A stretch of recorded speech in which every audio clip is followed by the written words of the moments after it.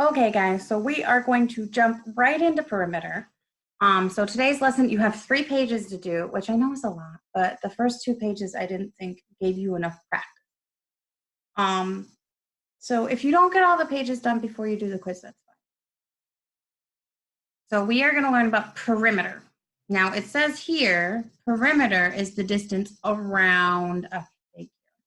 Okay, so we can find the perimeter of a rectangle on a geoboard or a dot paper. I did not send geoboards home, so we're going to have to use dot paper. Okay, and it's going to ask us to measure in units. Okay, instead of inches or centimeters, it's talking about units. Now, each unit is just connecting from one dot to the next.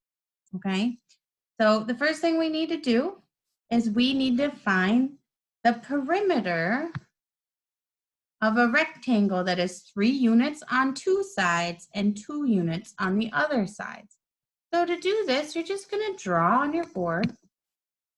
Remember, this is 1 unit, but it says 3 units on 2 sides and 2 units on the other 2 sides. Now we know a rectangle has right angles, so when we do our units, we can't do them diagonal, not for rectangles. Okay, we have to do them straight up and down or straight up. So let's do 3 units, 1, 2, 3. And then it says 2 units, 1, 2. Now we just got to fill in the other sides. Now it's okay if your rectangle looks like this as well. Okay, so now we need to write the length next to each side. This part might be a little tricky for you. Okay, kind of like a ruler. We have to measure the space in between. So this has 1 space, 2 space. So this is 2. This has 1, 2, 3 spaces. So this is 3. So this one down here is going to be the same as the top. It's going to be 2. And this one over here is going to be the same as across. So it's going to be 3. Now to find the perimeter, all you have to do is add all those numbers together. So we have 3 plus 2 plus 3 plus 2. And we know 3 plus 2 is 5. So 5 plus 5 is 10. So the perimeter of this rectangle we just made is 10 units. All right. See what the bottom says. How would the perimeter of the rectangle change if the length of 2 sides was 4 instead of 3? So we have our original 1. 1, 2, 3, 1, 2, 1, 2, 3. That's our original. And it says, what would be different if we changed the 3 to a 4?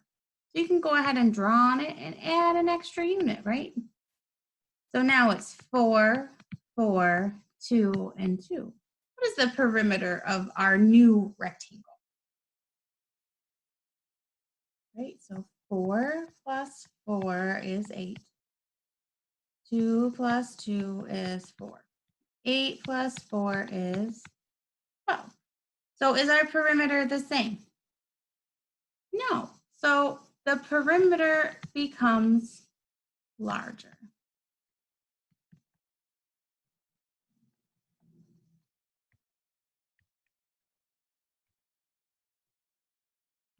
Right? It went from 10 units to 12.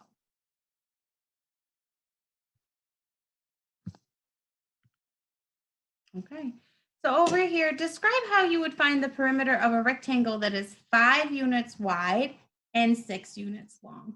So you could do this 2 ways. You could draw a picture and then add up the sides on your picture, or you can just add 5 plus 5 and 6 plus 6. That is up to you.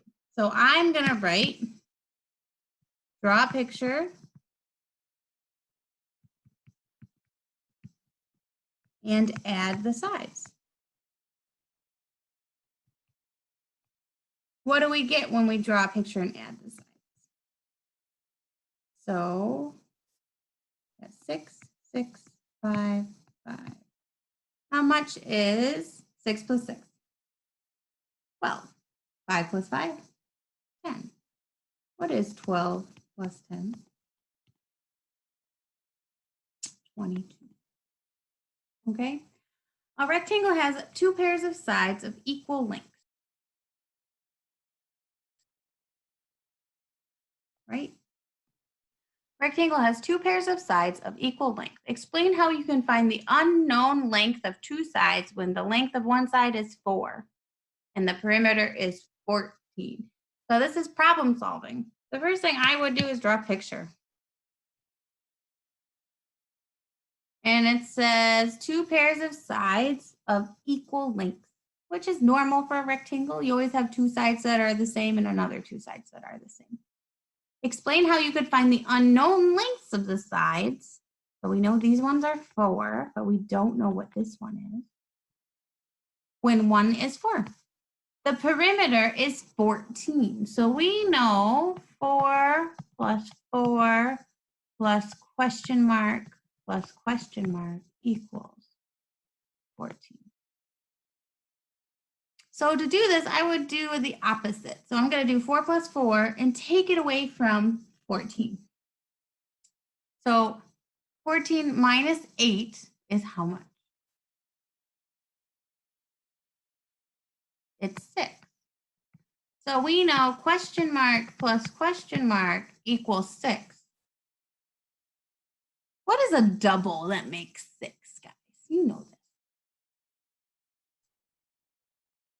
Yeah, a double that makes 6 is 3. 3 plus 3 equals 6. Okay, so we know that our question mark equals 3.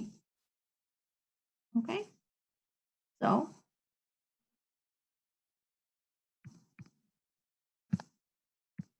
number 3. Jill says that finding the perimeter of a figure with all sides of equal lengths is easier than finding the perimeter of other figures. Do you agree?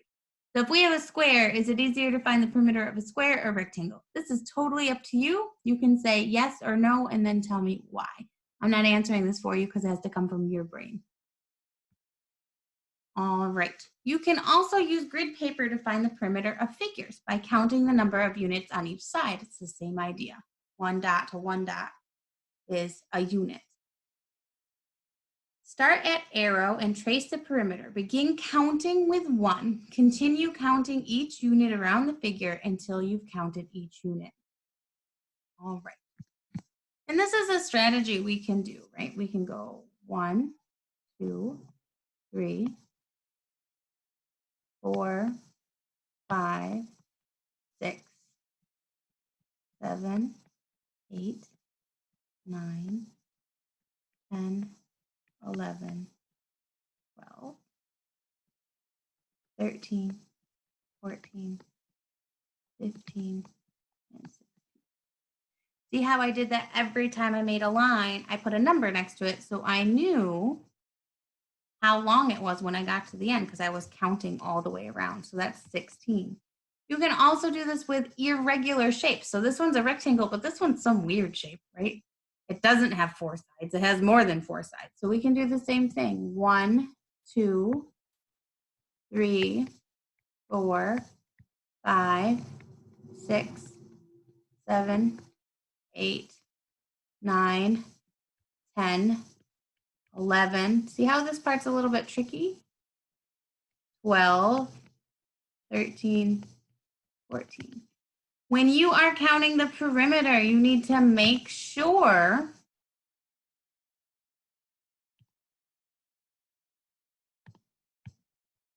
when you are doing a weird shape like this that you get both sides of these corner pieces, right? There's a corner here, there's a corner here, there's a corner here, the corner here, and there's a corner here. Each one of those is one unit. You got to make sure you count them. This is the most common mistake I find when people are counting perimeters, that they forget like the little tiny pieces of perimeter because they rushed.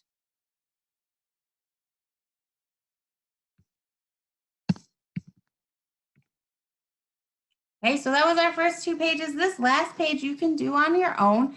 This is where you go in and you count the perimeter on your own. Remember what I just said. These little pieces here, don't forget to count them, please. This one's got one over here too. Just because it's a weird shape doesn't mean you don't count those pieces. Okay, and let's see. Here, these are word problems with the same idea. And then you don't have to do number 7. All right, guys, if you have any questions with this, let me know and I will help you. Have a good rest of your day.